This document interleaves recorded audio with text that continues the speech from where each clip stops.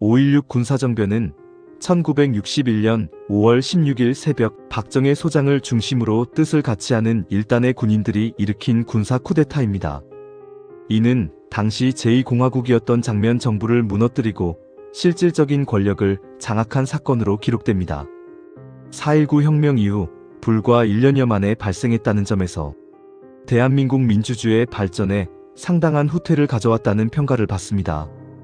5.16 군사정변은 한국 사회에 뿌리 깊은 군사문화가 자리잡게 된 결정적인 계기로 작용했다는 분석이 지배적입니다. 4.19 혁명 이후 대한민국 사회는 극심한 혼란과 갈등에 휩싸였습니다. 이승만 정권 시절의 부정부패에 대한 철저한 진상규명 요구가 거세게 일어났지만 장면 정부는 이러한 요구에 대해 소극적이고 미온적인 태도를 보였습니다. 정치권은 구파와 신파 간의 뿌리 깊은 갈등으로 인해 분열되어 제 기능을 제대로 수행하지 못하는 상황이었습니다. 언론은 비교적 자유로운 분위기 속에서 다양한 목소리를 전달하며 활발하게 움직였고 노동운동 또한 노동자들의 권익 보호를 위해 활발하게 전개되었습니다. 군사정변은 김종필, 오치성, 김영욱 등 육군사관학교 8기 출신들을 중심으로 구체적인 계획이 수립되고 실행되었습니다. 이들은 군사력을 동원하여 당시의 혼란한 전국을 타개하고 궁극적으로 군정을 수립하려는 야심찬 계획을 세웠습니다. 박정희 소장은 1961년 5월 15일부터 18일까지 서울, 부산, 대전 등 주요 도시에서 일련의 군사행동을 감행하며 군사혁명을 일으켰습니다. 공수특전단, 해병대, 그리고 제육관구 사령부, 소속 병력 등 수천 명의 군인들이 군사정변에 직간접적으로 참여했습니다.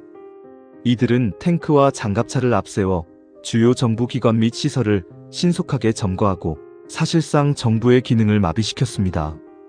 5.16 군사정변에 대한 역사적 평가는 시대적 배경과 관점에 따라 상당한 변화를 겪어왔습니다. 박정희 대통령 집권 시기에는 5.16을 군사혁명으로 미화하고 긍정적으로 평가하며 기념해야 할 중요한 사건으로 여겼습니다.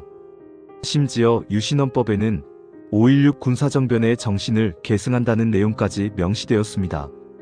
하지만 문민정부 출범 이후 사법기관과 행정부처는 5.16을 명백한 쿠데타로 규정하고 역사적 의미를 재평가하기 시작했습니다.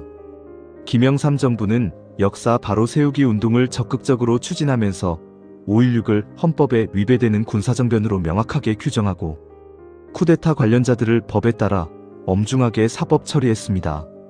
대한민국 대법원과 헌법재판소 역시 5.16을 헌법 질서를 파괴한 군사 쿠데타로 최종적으로 판결했습니다.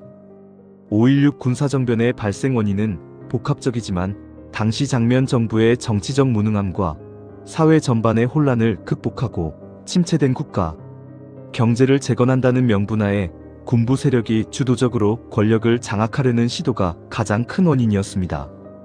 군사정변 세력은 부패한 정치인들을 숙청하고 낡은 사회 질서를 개혁하며 궁극적으로 경제를 발전시키겠다는 야심찬 목표를 내세웠습니다. 하지만 어떠한 이유로도 민주적인 절차와 국민의 자유를 무시하고 폭력적인 수단을 통해 정권을 강제로 장악한 군사정변은 결코 정당화될 수 없습니다. 5.16 군사정변은 대한민국 역사에 깊은 상처를 남겼으며 민주주의의 발전 과정을 심각하게 저해한 행위로 역사에 기록될 것입니다. 결론적으로 5.16 군사정변은 대한민국 현대사에서 결코 간과할 수 없는 중요한 분기점입니다. 이 사건은 정치, 경제, 사회, 문화 등 다양한 분야에 걸쳐 지대한 영향을 미쳤습니다. 우리는 5.16 군사정변의 역사적 교훈을 결코 잊어서는 안 되며 민주주의의 가치를 더욱 굳건히 하고 발전시켜 나가야 할 것입니다. 다시는 군사정변과 같은 비극적인 역사가 되풀이되지 않도록 과거를 기억하고 미래를 위한 교훈으로 삼아야 합니다.